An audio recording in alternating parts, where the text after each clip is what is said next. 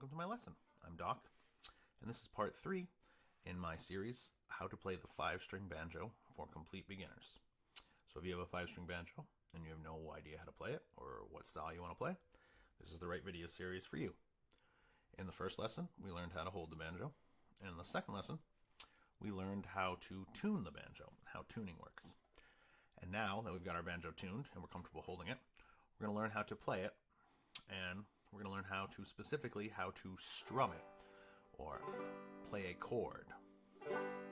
Okay? So we're going to learn a couple different ways to strum, and at first we're just going to learn this one chord, because I had talked in the last video about how some instruments in their open tuning like this, without anything pressed down, it's not a very nice sounding chord. But on banjo, this is a chord. This is a G major chord. So just by going like that, we are playing a chord. We are playing a G chord, more specifically a G major, but we can just call it G. And as you can see, I'm just taking my thumb and I'm raking it across the strings, but very quickly. That's usually called strumming. Okay? I'm just using the fleshy part of my thumb on every string. You can do it one at a time, all at once, really fast. Okay. You can strum down here for a harsher sound or a mellower sound up here. Well, that's a strum with your thumb. But that's not the only way you can strum. If you are looking to learn claw hammer style banjo at some point, it might be good to get comfortable strumming with your index nail or middle nail. So I'm basically just taking my nail and I'm doing the exact same thing I just did with my thumb, except I'm doing it with my nail, bent finger. 1,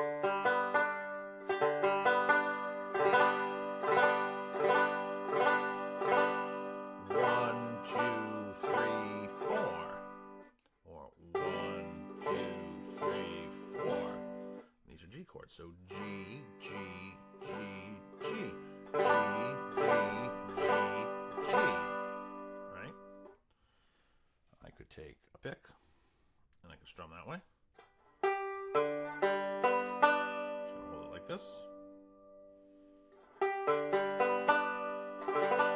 Between the side of my index finger and my thumb.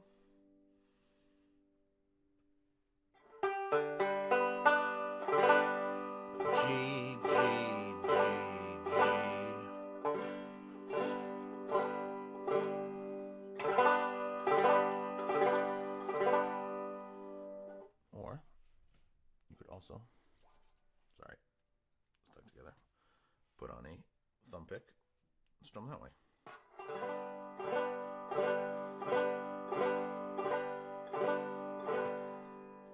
But that is how you strum.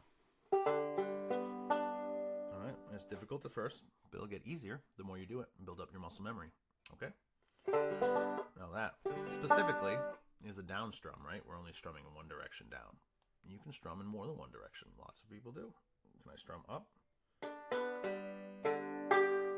It's hard to do it with the fleshy part of my thumb, so I might use the back of my nail when I strum up.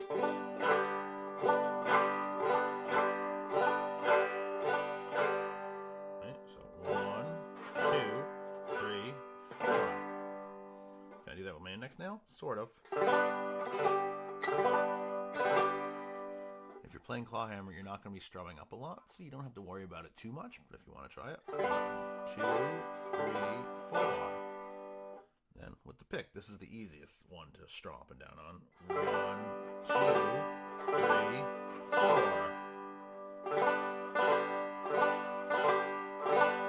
As you can see, the notes are sounded in different order depending on which way you play, so there's a slightly different sound.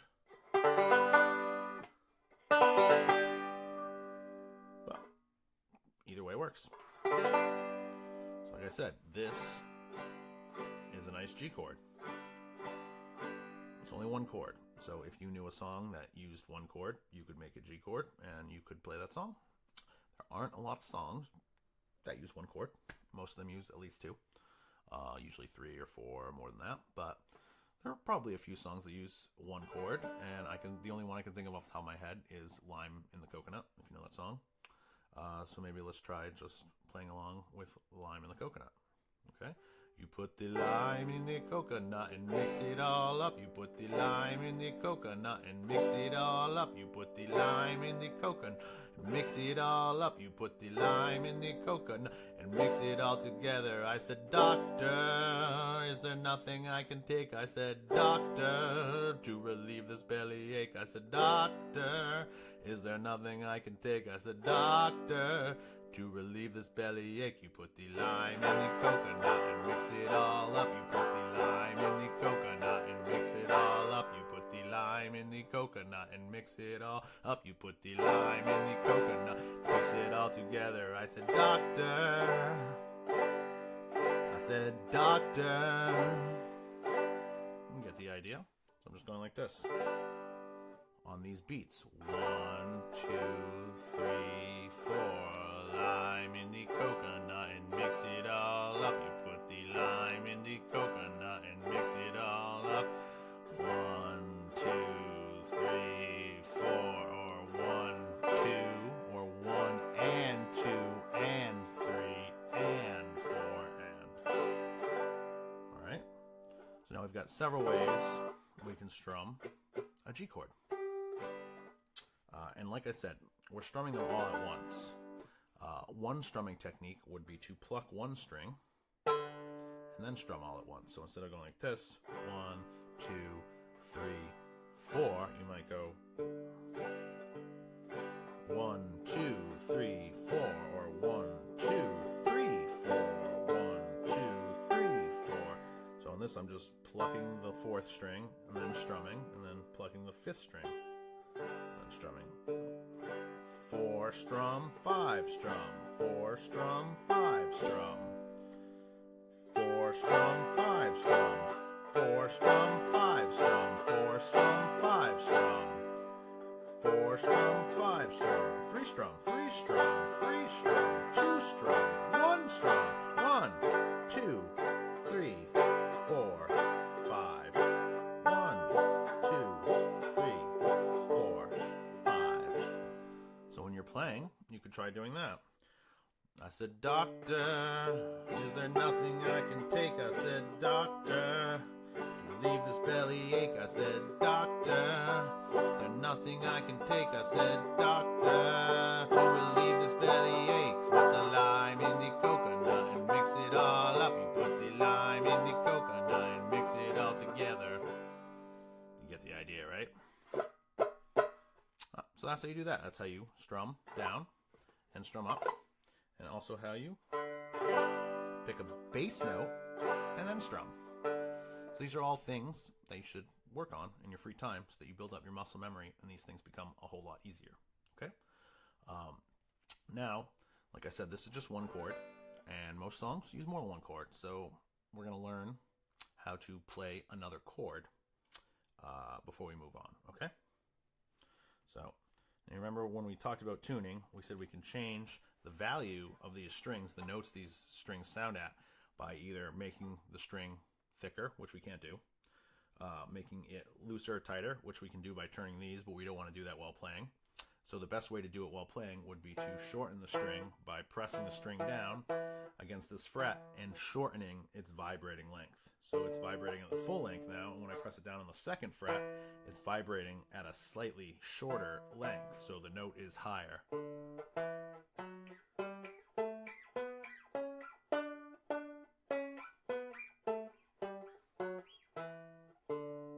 Right? So we can turn this chord into other chords by changing the notes by pressing down certain strings on certain frets. Okay, so we already know the G chord. All right, and now we're going to learn what's called a D chord. Okay, so you're going to take your arm, you're just going to put it right here, cover the neck like this. Okay, step 1.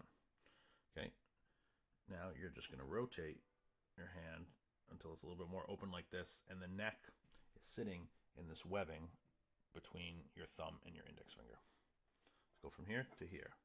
And now we're in a good fretting position. All right. So now we can take our fingers and we can press down on the string lightly and press the strings against these metal frets. All right. To change the sound of the note. And when you do that, you want to press directly down on the string. You don't want to press too hard. You don't want to press too loose. And you want to get your finger as close behind the fret as possible without touching it. So you don't want to be right on the fret. You don't want to be way back here. If I was trying to sound this fret, the 3rd fret, I would want my finger close to it, right behind it. So,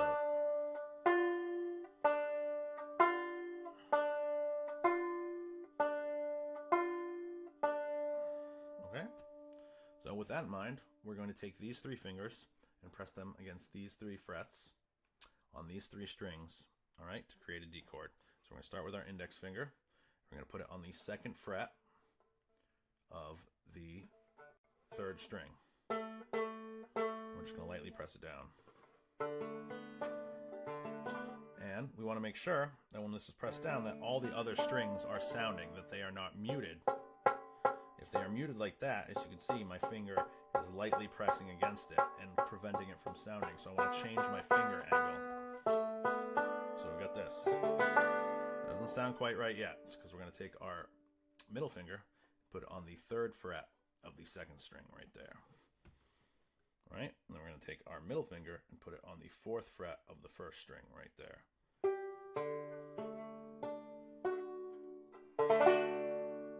Now we've got a D chord. We're just going to strum it the exact same way we strum this G chord.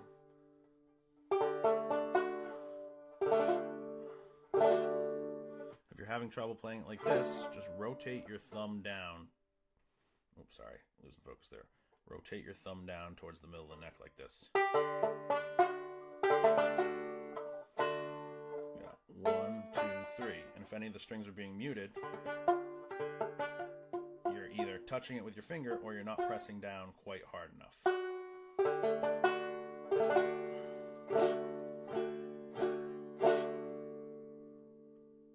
So we've got G chord. Sorry. We got a G chord. And we've got a D chord.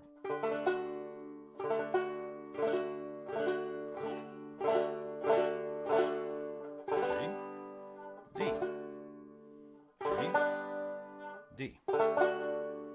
G, D. And we can strum these with our thumb, with our index finger, or with a pick.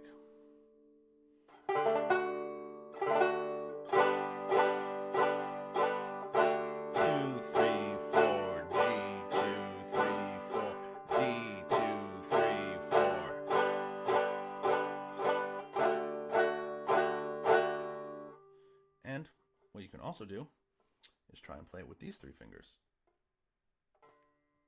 Or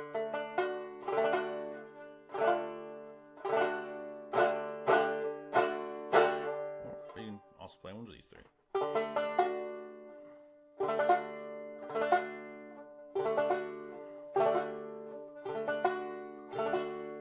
Okay, so now we know how to strum the open G chord on the 5-string banjo. And we know how to play a D chord.